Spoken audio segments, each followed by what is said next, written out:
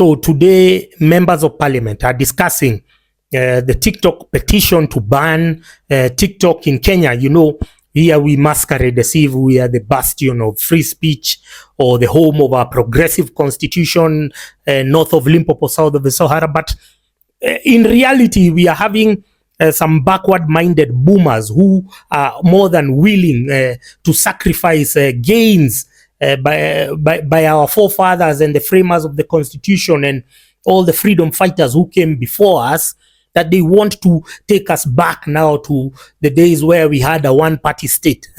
That's their thinking, that the more we progress, the more we are moving backwards. This is I told you, boomers are stupid people. They are idiotic morons, and this is the best that they can come up with. Don't forget that we are paying them 1 million shillings to do absolutely nothing, to sleep and fart in parliament. Their legislative agenda has been appalling. There's been nothing to write home about. Every day is just a sideshow. Oh, if it's not this, it's about some idiot, some buffoon, some chronic bastard who is proposing to extend the term limit. We know this cannot happen. We know these are delusions of grandeur, but that the fact that somebody has the audacity to even come up with, to even create that reality in his mind, it shows you how idle, how stupid, how retarded these boomers are. And I keep telling you, your parents and grandparents are boomers. This is what they have. They have been gaslighted with all their productive and adult life.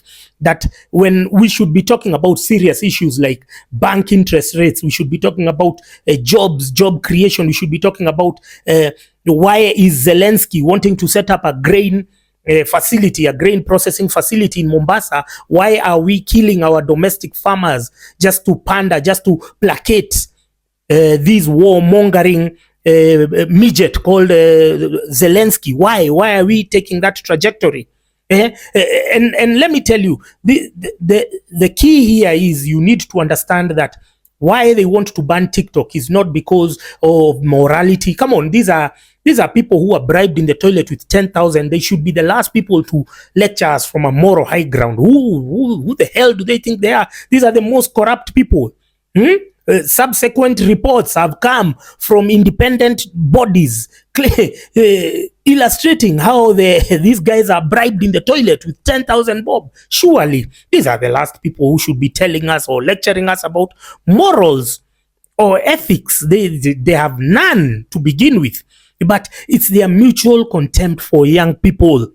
Every time young people seem to be making progress on their own without their intervention, then they are always willing, they are always ready to suppress, which is why young people, you need to understand that the power is not given, power is taken. You need to be registering as voters. Your contempt or your apathy, your ignorance is no longer excusable. We will not sit down with you if you're not a registered voter, if you're not going to come out and vote. And once you vote, it's not that you go and sleep, you volunteer for your respective candidates. You see, these guys, their only strength is money. They say they have money. They have money to bribe returning officers. They have money to put up billboards, to do what? You start contributing, because politics, the politics of the day is inversely proportional to your quality of life. And so you can't be there. When you go live, you're just talking about Brian, Chira and Nyako all the time.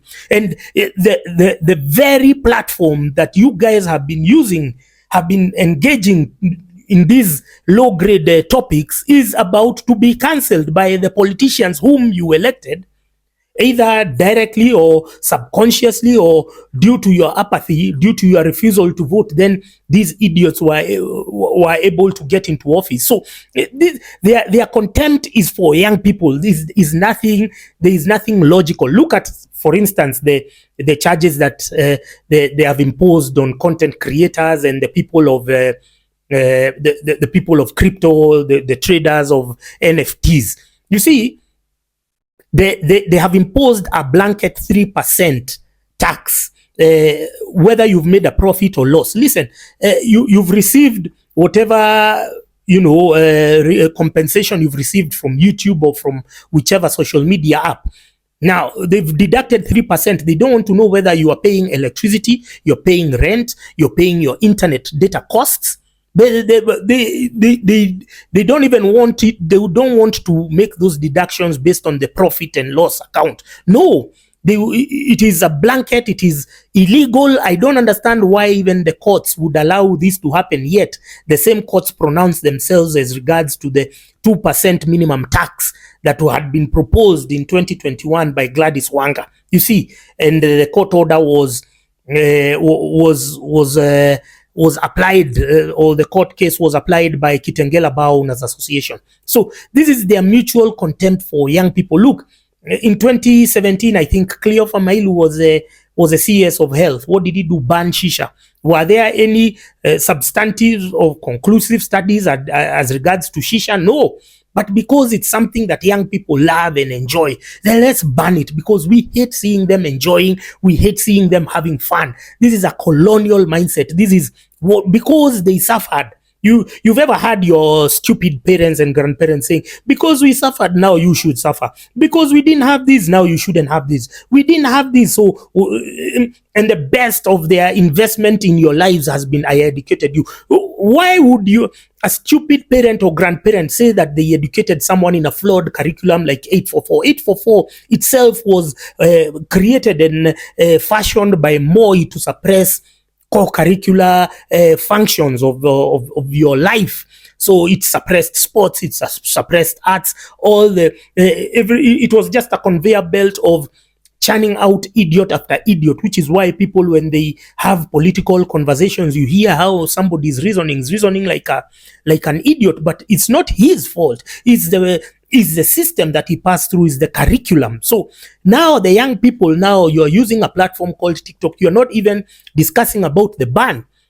Now, as we were the first line of defense, what did TikTok Kenya do? Gladys Cheriot and her friends, they banned our accounts. We've been, last week when I met when I met Raila Odinga, I spent the whole time talking about the TikTok ban, because I don't want us to regress. I don't want the young people to endure some of the challenges that we have endured because of our silence, because silence is consent.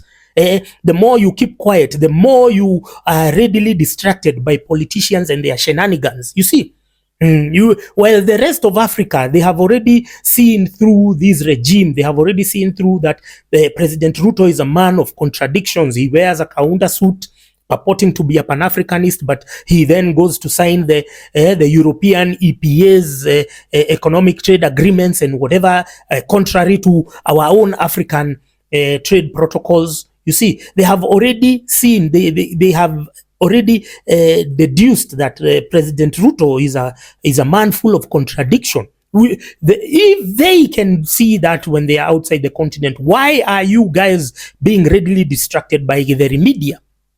You're more than willing to embrace who these guys, and every day is just a lot of back and forth on Twitter, instead of you staying focused and saying, we are being unfairly targeted as young people. Why do they want to ban our app?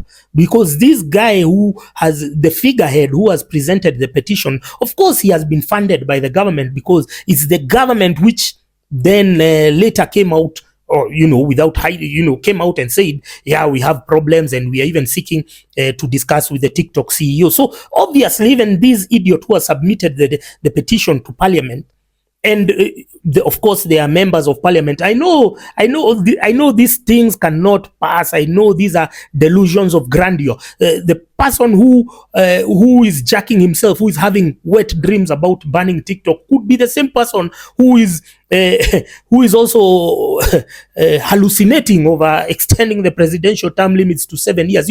Some things cannot happen, but it's the audacity of these idiots that every day they want to keep on through, instead of doing the actual work, instead of doing what they've been elected to do, which is pursue a positive legislative agenda. These guys have nothing they've achieved.